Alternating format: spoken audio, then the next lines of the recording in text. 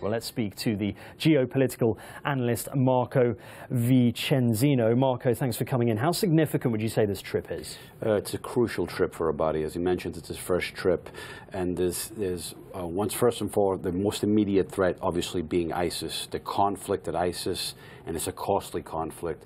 Second, as you mentioned, is the price of oil. It's damage, enormous damage to the budget of the Iraqi budget. In addition, I would say is that he has to provide assurances to not only to the American president, the Secretary of State, Secretary of Defense, but also to the legislators in the U.S. The U.S. has poured billions of dollars into Iraq. He has to provide the assurances that he's creating an inclusive government, an inclusive military, and a more equitable distribution of wealth, because ultimately what's fueling ISIS is the sectarian division. So the immediate threat being ISIS, but and the long-term threat is sectarian division. Without confronting that, without overcoming that, the ISIS problem will continue for the far distant future. I'm guessing the US government won't mind loaning more money to the Iraqi government, given their interests are aligned with defeating ISIS. But other institutions, such as banks, like we mentioned there, and various other individuals and companies, would they be keen to lend to Iraq, or do they still see that as a country that's too volatile? In terms of the entities, if you're looking at the public sector entities, he's going to be having meetings with the IMF and with the World Bank. Although they may not be keen to lend, they'll be forced to lend something. Reason being is that they understand that the alternative, if the current government doesn't function properly, the alternative is having ISIS gain more territory, and that's a bad situation for everyone, for the region and for global stability. If you're speaking in terms of the private sector, oil companies and banks, they're far more reluctant. Obviously, they're driven towards a profit. And to see the situation, I think they'll be waiting more time and just seeing how the situation develops.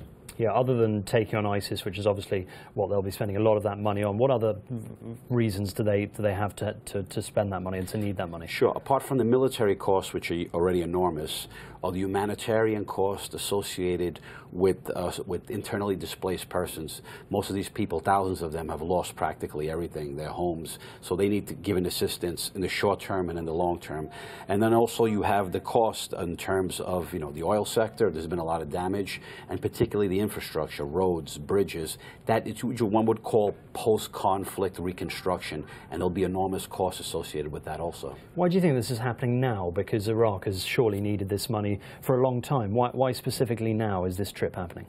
Because firstly, before going to Washington, Abadi had to show some progress. And relatively speaking, compared to his predecessors, he has made some progress. Some of the oil funds have been given to the Kurds. He's recently dismissed 300 Iraqi officers to show that he's trying to make an honest attempt to create a more effective military. And he's included more Sunnis in the decision-making process.